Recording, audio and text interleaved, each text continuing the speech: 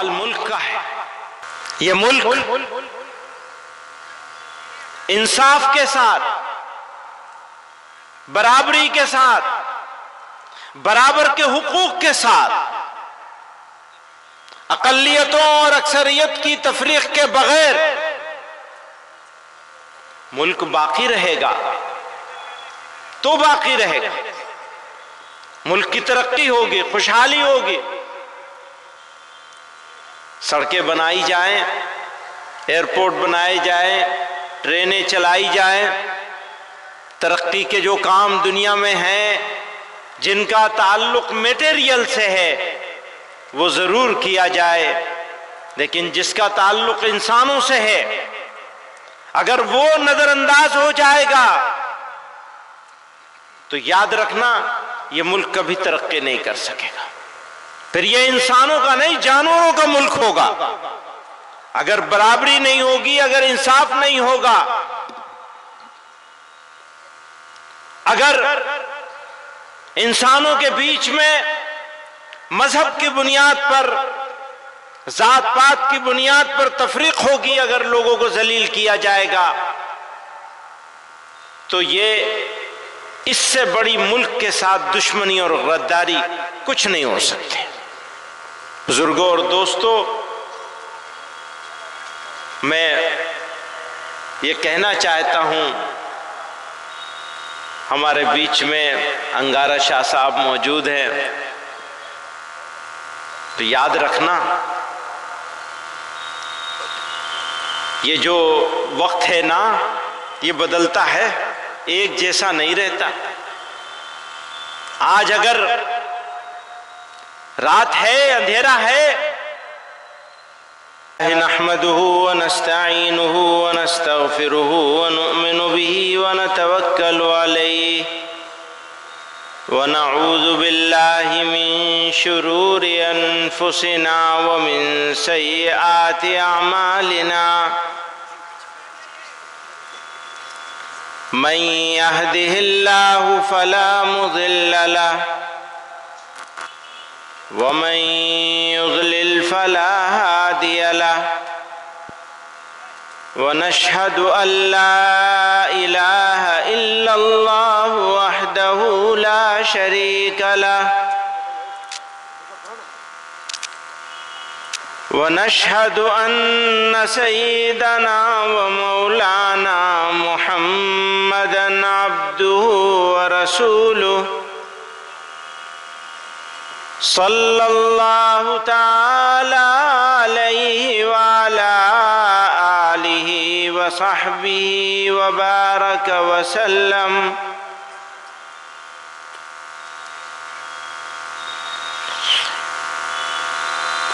اس اجلاس کے صدر محترم اور اسٹیج پر موجود معزز علماء کرام اور رہبران ملت،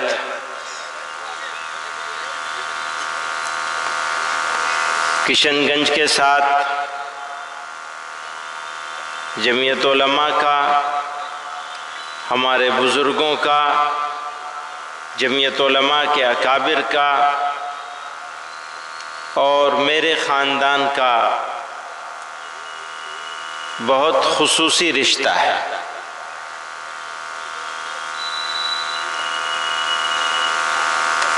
آج یہ جمع غفیر یہاں جمع ہوا ہے اس بات کے لیے کہ جو مشکلات ہیں ان پر غور کیا جائے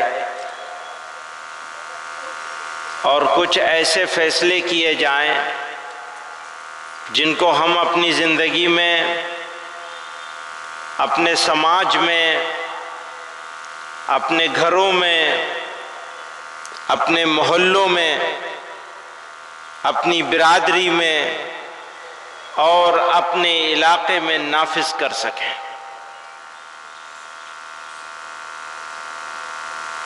سوال تعداد کا نہیں ہے، سوال کمیت کا نہیں ہے، سوال کیفیت کا ہے۔ اگر کیفیت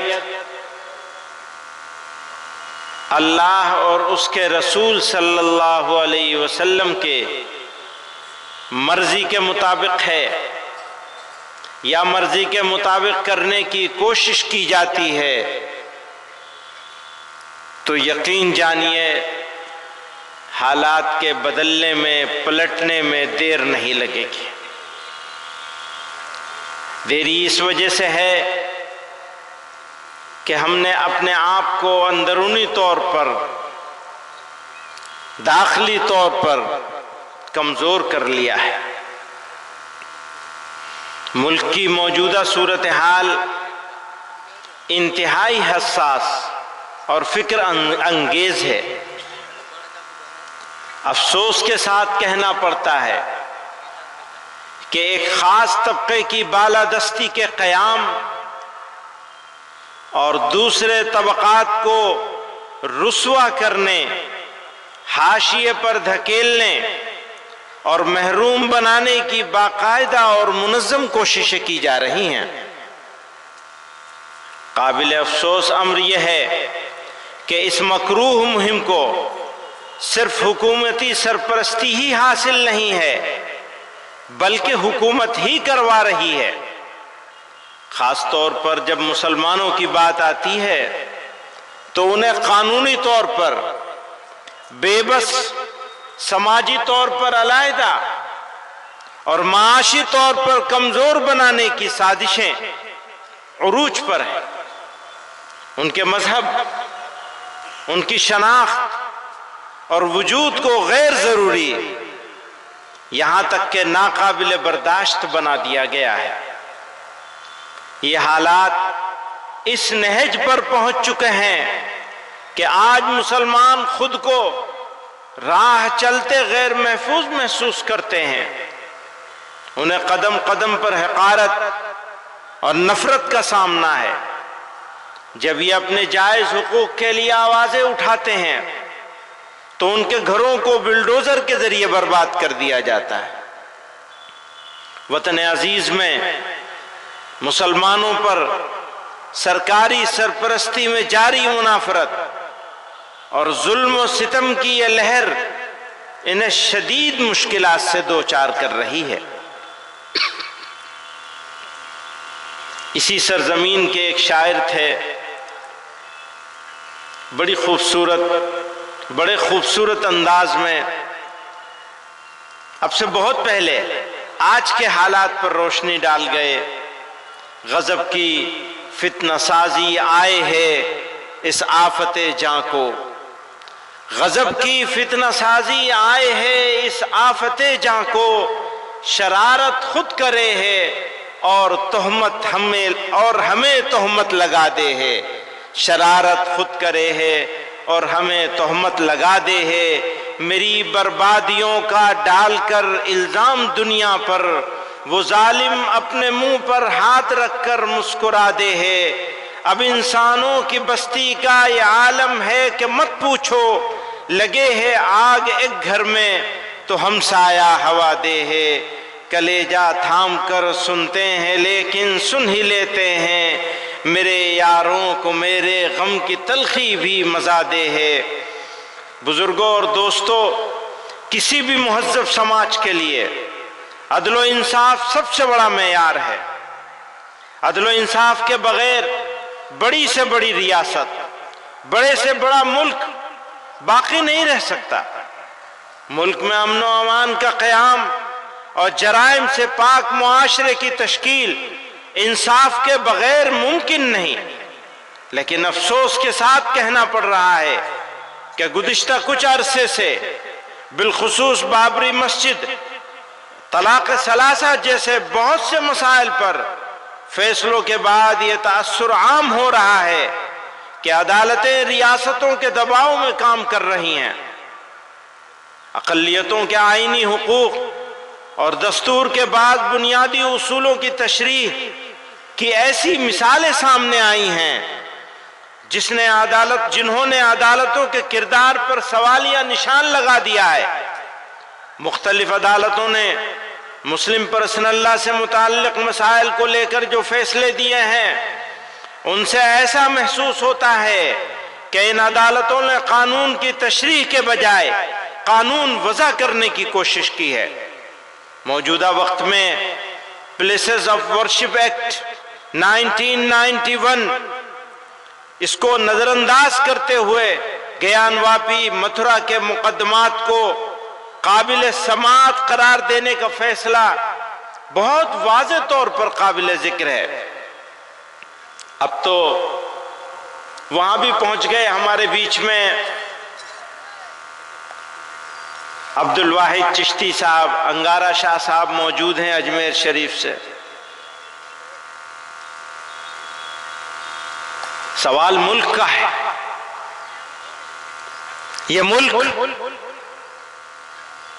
انصاف کے ساتھ، برابری کے ساتھ، برابر کے حقوق کے ساتھ، اقلیتوں اور اکثریت کی تفریق کے بغیر ملک باقی رہے گا تو باقی رہے گا۔ ملک کی ترقی ہوگی، خوشحالی ہوگی، سڑکیں بنائی جائیں، ایئرپورٹ بنائے جائیں، ٹرینیں چلائی جائیں، ترقی کے جو کام دنیا میں ہیں جن کا تعلق میٹیریل سے ہے وہ ضرور کیا جائے، لیکن جس کا تعلق انسانوں سے ہے اگر وہ نظر انداز ہو جائے گا تو یاد رکھنا یہ ملک کبھی ترقی نہیں کر سکے گا۔ پھر یہ انسانوں کا نہیں، جانوروں کا ملک ہوگا۔ اگر برابری نہیں ہوگی، اگر انصاف نہیں ہوگا،